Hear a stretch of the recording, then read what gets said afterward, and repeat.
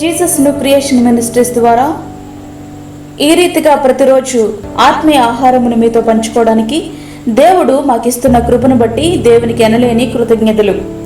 వాక్యం వింటున్నటువంటి మీ అందరికీ మా హృదయపూర్వక వందనాలు తెలియజేసుకుంటున్నాము. ఈ సమయంలో వాక్య ధ్యానంలోనికి మనం వెళ్దాము. 1 రాజులు 17వ అధ్యాయము 3వ వచనం. కెరీతు వాగు దగ్గర దాగియుండుము. ఏలియా గారితో దేవుడు చెప్తున్నటువంటి మాట ఇది. నీవు కెరీతు వాగు దగ్గర దాగియుండుము. అవును, దేశంలో 3.5 సంవత్సరముల వరకు వర్షం పడదు, త్రాగడానికి సైతం నీళ్లు దొరకవు, పంటలు పండవు, కరువుతో అల్లాడిపోవలసిన పరిస్థితులు రాబోతున్నాయి. అయితే దేవుడు తన సేవకుని అనగా ఏలియా గారిని సమృద్ధి అయిన జలాల యొద్దకు ఆయన నడిపిస్తున్నారు. ఆయన నడిపిస్తున్నప్పుడు ఏలియా గారు దేవుని మాట ప్రకారం ముందుకు వెళ్ళడానికి ఇష్టపడుతున్నాడు. అంతేగాని అయ్యో అక్కడ నేను ఎట్లా ఒంటరిగా ఉండగలను, అక్కడ నాకు ఆహారం ఎట్లా దొరుకుతుంది, ఇట్లాంటి ప్రశ్నలేమీ దేవుణ్ణి ఆయన అడగలేదు.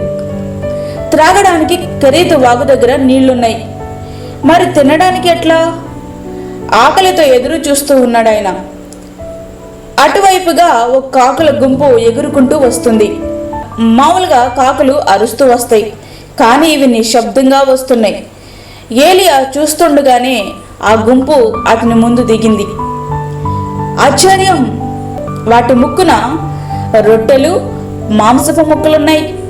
చేతుల నుండి తనుకుపోయే కాకుల ఆహారం తెచ్చేది. అవును, దేవునికి సమస్తము సాధ్యమే. ప్రియ స్నేహితుడా, ప్రియ సహోదరి, ఒంటరితనము అనే కెరీతు వాగు దగ్గర నీవున్నావా? సమస్యల సుడిగుండం అనే కెరీతు వాగు దగ్గర దేవుడు నిన్ను ఉంచితే అక్కడే ఉండు. ఏ సమస్యకు భయపడకు. ఏలియాకి తోడైన దేవుడు నీకును తోడై ఉంటాడు. ఏలియా గారిని పోషించిన దేవుడు నిన్ను కూడా పోషించగలడు. సృష్టిని సైతం తన చేతుల్లోకి తీసుకోగలిగిన సృష్టికర్త ఆయన. నీకెట్లా తోడై ఉండాలో, నిన్నెట్లా ఆదరించాలో, నిన్నెట్లా పోషించాలో ఆయనకి బాగా తెలుసు. కెరీతు వాగు ఎండిపోయింది. ఇప్పుడెలా? దేవుడు మరొక మార్గాన్ని సిద్ధం చేశాడు. ప్రియ స్నేహితుడా, ప్రియ విశ్వాసి, నీ ఆశలన్నీ అడియాశలైపోయాయా? నీ మార్గాలన్నీ మూసుకొని పోయాయా? భయపడనవసరం లేదు. ఆయన మరొక మార్గాన్ని నీ కొరకు సిద్ధం చేస్తాడు. ఆ మార్గం ఏమిటో అనుభవించే వరకు నీ ఊహలకు సహితం అందదు. దేవుడు తన ఐశ్వర్యము చొప్పున క్రీస్తు యేసునందు మహిమలో మీ ప్రతి అవసరమును తీర్చును. ఫిలిప్పీ 4వ అధ్యాయము 19వ వచనం. నీ అవసరాలలో కొన్ని అవసరాలు మాత్రమే కాదు, నీ ప్రతి అవసరమును ఆయన తీర్చబోతున్నాడు. నీ ప్రతి అవసరమును ఆయన తీర్చబోతున్నాడు.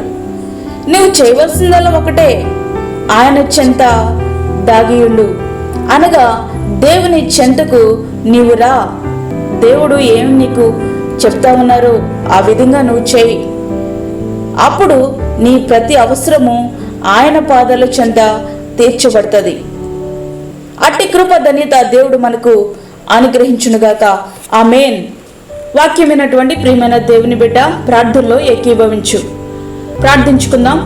పరిశుద్ధమైన తండ్రి, ప్రేమగల యేసు ప్రభువా, మా జీవితంలో మరొక దినమును మాకు అనుగ్రహించినారు, నీకు వందనాలు. ఈ దినమంతా మీరు మాకు తోడుగా ఉండండి. ప్రతి విధమైన శోధన, కీడు, ప్రమాదముల నుంచి మమ్మల్ని తప్పించండి. ఈ దిన అవసరతలు తీర్చండి ప్రభువా. మా యొక్క శ్రమలలో తోడుగా ఉండేటటువంటి దేవుడు, మా యొక్క అవసరతలను మీరు తీర్చేటటువంటి దేవుడు తండ్రి. అందును బట్టి నీకు వందనాలు, స్తోత్రాలు చెల్లించుకొంచున్నాను. వాక్యం విన్నటువంటి నీ బిడ్డలకు నీ ధైర్యమును, విశ్వాసమును ప్రసాదించండి. ఆ విధంగానే రోగులను మీరు ముట్టండి ప్రభువా. చంటి బిడ్డలను, వృద్ధులను, గర్భిణీ స్త్రీలను జ్ఞాపకం చేసుకొనండి.